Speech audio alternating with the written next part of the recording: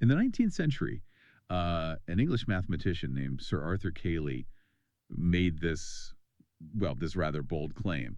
He stood up and declared, quote, projective geometry is all geometry. Right, which is quite the statement. Yeah, exactly. When you first hear that, it sounds like, I don't know, the kind of absolute statement that belongs entirely on a dusty chalkboard in some university basement. Oh, absolutely. It's very Victorian era math. Right. But Cayley was basically claiming that one single set of rules just, rules them all. And it turns out if you translate those 19th century chalk scribbles into modern Rust code, something genuinely incredible happens. The programming compiler itself turns into this flawless geometry bouncer. It's a completely different way of thinking about code. It really is. So today we're doing a deep dive into exactly how that happens. We're exploring a set of notes on axiomatic projective geometry in Rust trait architecture, which is written by a developer known as Luck036. And our mission today is really to figure out how abstract math can literally become the architecture of a software program. Yeah, and it is quite the leap, from Victorian era mathematics to modern systems programming. The overarching theme of these notes is how abstract mathematical axioms, which are, well, the absolute fundamental rules of space and shapes, how they can be directly mapped into software code. Right, and we're not talking about a messy translation here. No, not at all. The mapping is so flawless that the code enforces the laws of physics and geometry before the program is even allowed to run. Which is incredibly rare. I mean, if you're listening to this and you've ever played a 3D video game, you have seen what happens when coding math involves compromises. Right, absolutely. Glitches are everywhere. Yeah, like you see a character's arm just clip right through a solid wall, or a physics engine will suddenly glitch out and launch a car into the stratosphere for no reason. Right, and what's fascinating here is that those visual glitches happen because traditional computational geometry relies on approximations, usually floating point error. Where the shape doesn't behave the way it mathematically should because, well, the computer basically ran out of memory to calculate an infinite decimal, right? Exactly.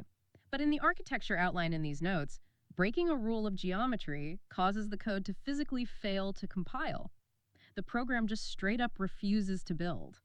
The sheer elegance of making a programming language's type system identical to a mathematical axiom system it's really what we are unpacking today. It completely redefines how we think about representing space in a computer. Yeah. But to get to that level of mathematical purity, we have to start at the absolute bottom. Yes, the very foundation. Right. Before we can build complex, multi-dimensional universes where things measure and rotate, we have to start with the simplest rules of existence. The bare bones, basically. Points and lines. Which the source material refers to as layer 1. Right. And in the code, this is represented by a trait called projective plane primitive. Exactly. So layer 1 introduces axioms 1 and 2 of projective geometry. Axiom 1 is join, meaning any two distinct points determine a unique line. And axiom 2 is meet, meaning any two distinct lines determine a unique point. But wait, in standard geometry, don't parallel lines never meet? How does a computer handle that without crashing? That is the big question. To make this work without the computer constantly crashing when lines are parallel, the code relies on something called homogeneous coordinates. Oh, I saw that term in the notes, and it feels like a crucial mechanism to explain. It really is. It's the foundational trick of this whole system. Homogeneous coordinates basically add an extra mathematical dimension to our space. So if you're working in a 2D plane, you use 3D coordinates. Exactly. And by adding that extra dimension, infinity is no longer this abstract program crashing concept. Infinity just becomes another measurable coordinate. Oh, wow. Yeah, so lines that are parallel in standard geometry actually meet at a definitive point at infinity in projective geometry. There are literally no exceptions to the rules. Two lines always meet. Okay, let's unpack this. Because in my head, drawing a line between two dots feels like a completely different physical action than, watching two separate lines cross each other to make a dot. Visually, sure, they seem very different. But the notes highlight that in this code, both of these operations, the join and the meet, are computed using the exact same mathematical function. They both just use the cross product. They do. And the cross product is a mathematical operation that takes two vectors and generates a third vector that is perfectly perpendicular to both. Okay. Because we are using those homogeneous coordinates we just talked about, points and lines are mathematically indistinguishable under the hood. They are both just vectors. So the code doesn't actually care what it's looking at. Not at all. The code uses a type parameter called dual to keep track of whether the human programmer is currently looking at a point or a line. But underneath, the math engine does not care. The exact same cross-product computation handles both joining points and intersecting lines. I love how that works in practice. It's like a reversible jacket. Oh, that's a good analogy. Right. It's the exact same fabric, the cross product, just Mhm. turned inside out depending on that dual type parameter. From one side, you are wearing a point, flip the jacket inside out, and you are wearing a line. You are describing point line duality. That is a highly functional way to visualize it. And because this duality falls out so naturally from the math, layer one is incredibly powerful all on its own. Really, just with points and lines. Yeah, it establishes axiom 4, which covers symmetry and coincidence. You can actually build entire theorem checkers using nothing but this first layer. Wait, really?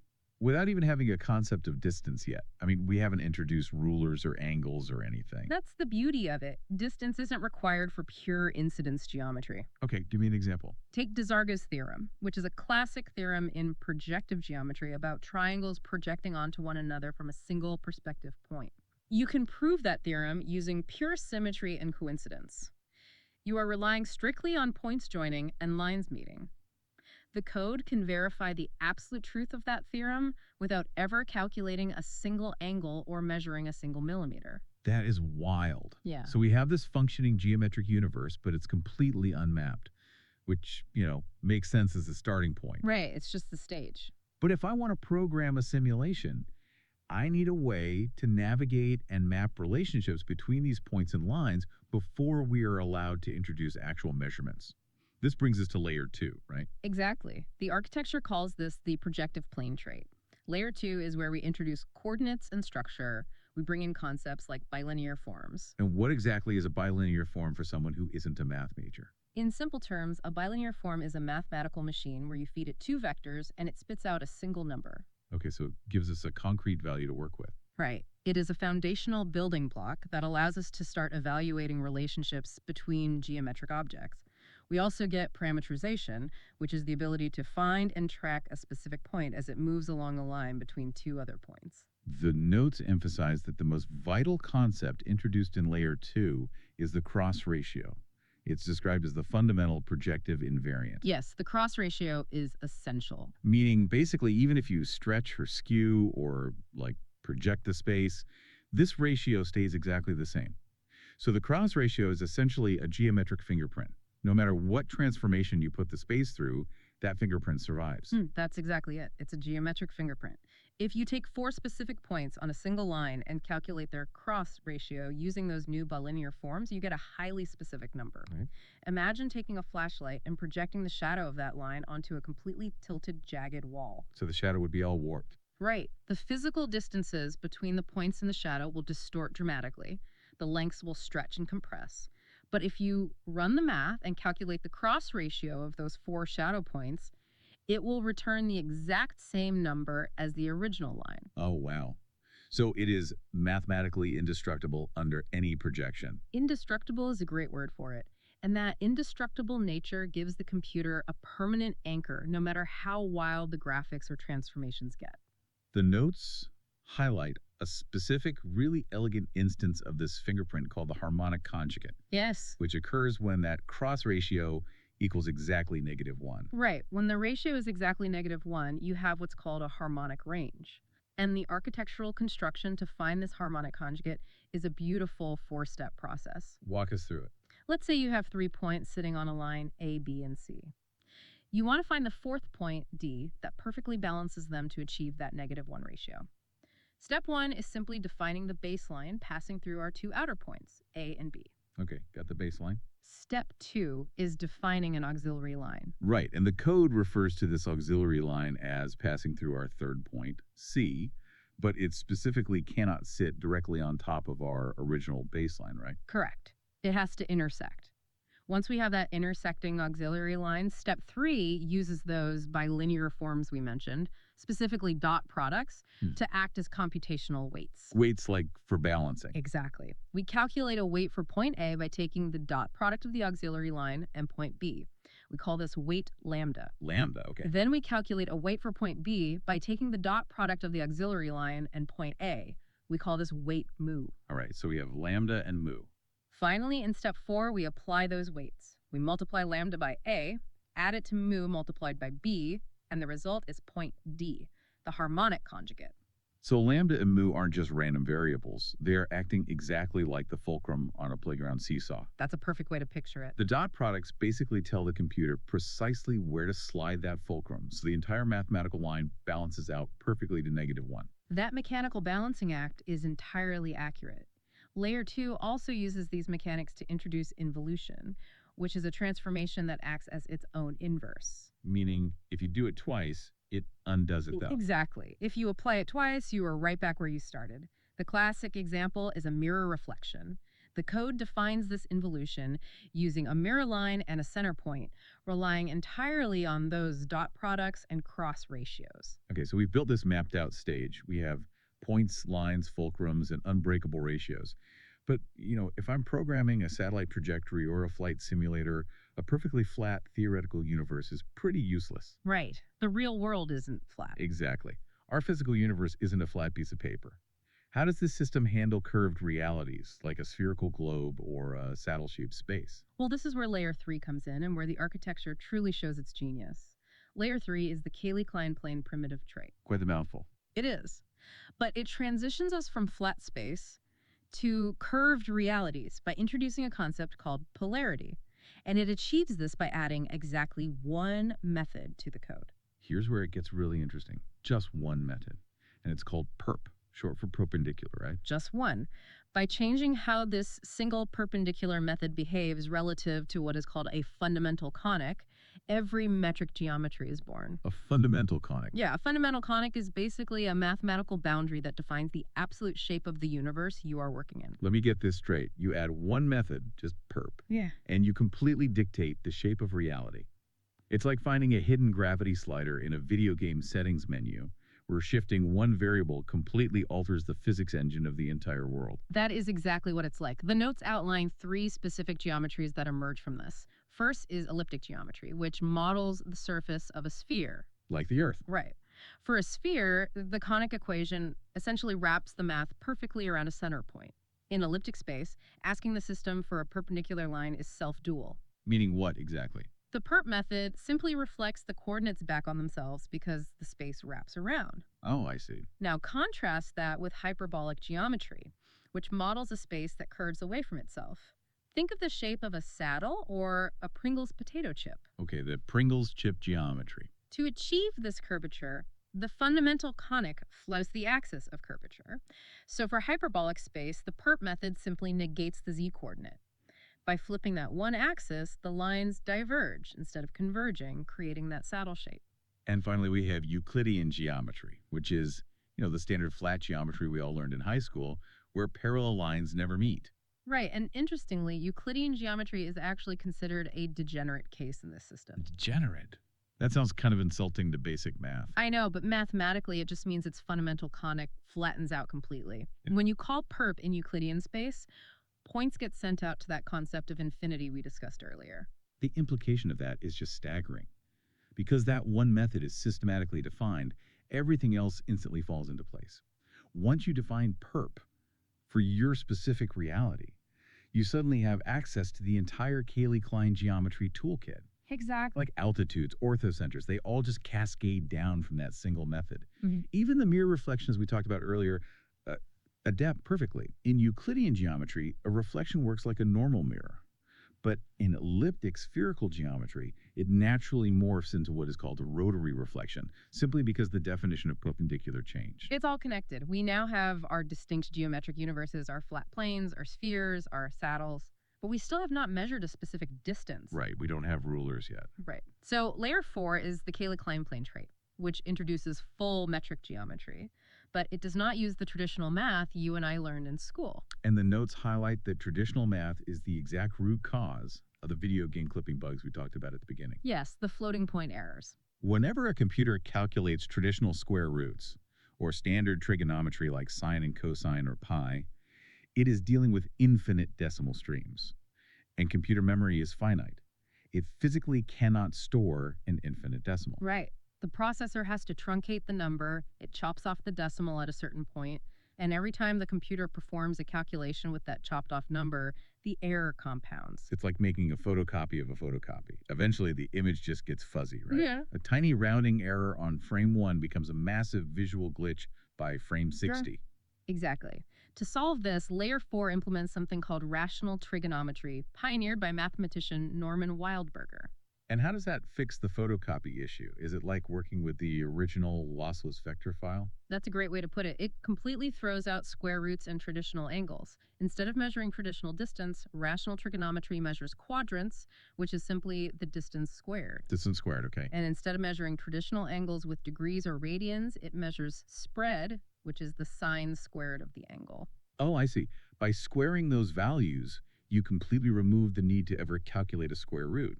You just bypass the computational bottleneck entirely. Exactly. Quadrants and spread rely exclusively on rational integer arithmetic, just basic addition, subtraction, multiplication, and division. So no weird decimals. None, because you are only dealing with whole numbers and clean fractions, like keeping a value as 1/3 instead of converting it to 0.33333.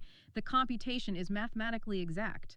The memory registers never have to truncate an infinite decimal. There are 0 floating point errors. And the exact same rational formula for quadrants and spread works across all 3 spaces, right?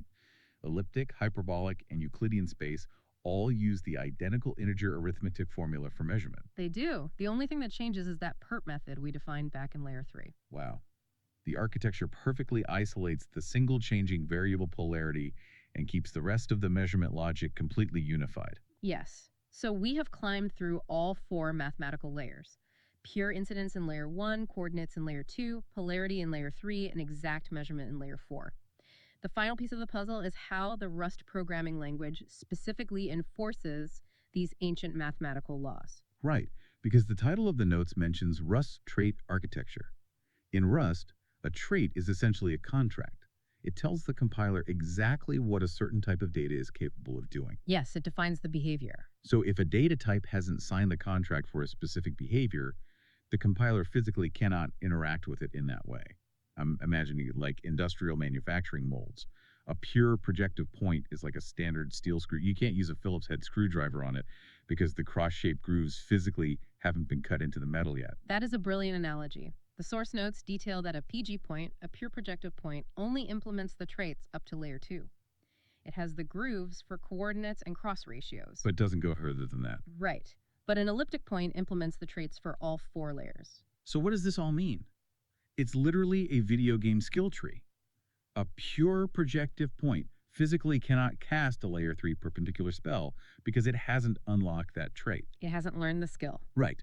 If you write code that asks a pure projective point for its perpendicular altitude, an operation that requires the Layer 3 trait, the Rust compiler doesn't just give you a warning. It acts as a bouncer. It shuts you down. It physically prevents you from breaking the laws of geometric physics at compile time. It refuses to even build the program because that point has not signed the contract for Layer 3 behavior. And if we connect this to the bigger picture, this rigid enforcement is exactly why property-based testing works so flawlessly in this architecture. Remind me, what is property-based testing again? It's a quality assurance method where you bombard a function with thousands of random inputs to see if a system breaks. Ah, okay. Just throwing everything at the wall to see what sticks. Exactly. In a normal geometry engine, you have to write endless guardrails to handle edge cases where the random inputs might crash the math. Because of those floating point errors or impossible states? Right, but here you don't have to write those guardrails. The type system is the axiom system. Oh, way. The compiler ensures that an impossible geometric state cannot even be represented in the computer's memory. You can trust the tests completely because the strict traits filter out the impossible before the test even runs. It is a stunning piece of engineering. I mean, we started with Cayley's 19th century chalk scribbles claiming projective geometry is the foundation of everything. And we've seen how 4 abstract axioms perfectly map to 4 layers of code. It really is a journey. By utilizing homogeneous coordinates to handle infinity, point line duality, fundamental conics to bend reality, and exact rational trigonometry to basically banish decimals, software can stop approximating math. It can actually become math. It is an absolute paradigm shift for computational geometry. But, it leaves us with an intriguing scenario inspired by the for the reading section of the notes. What's that? Well, alongside this Rust implementation and a C++ version, there is also a Python implementation called Projective. Python. Yeah. Okay, well, Python is a dynamically typed language. It is incredibly flexible, which is, why developers love it, but it does not have Rust's strict compile time trait contracts to stop you from making invalid moves. Exactly. And that's the provocative thought here. If the entire magic of this architecture relies on the Rust compiler acting as a flawless proof assistant that physically forbids invalid geometry, what happens to this mathematically pure system when it is translated into Python? Oh, man. Without the bouncer. Right. Does the elegant structure hold up under its own logical weight? Or does the human programmer suddenly have to take on the heavy burden of being the proof assistant themselves? That is a scary thought for a developer. When the compiler bouncer goes home for the night, do you trust every line of code in the program to naturally follow the rules? It is certainly something for you to ponder the next time you are choosing a language for a complex precision-dependent project. Absolutely. Well, that wraps up our deep dive into the fascinating world of axiomatic projective geometry. Thank you for joining us on this mathematical journey.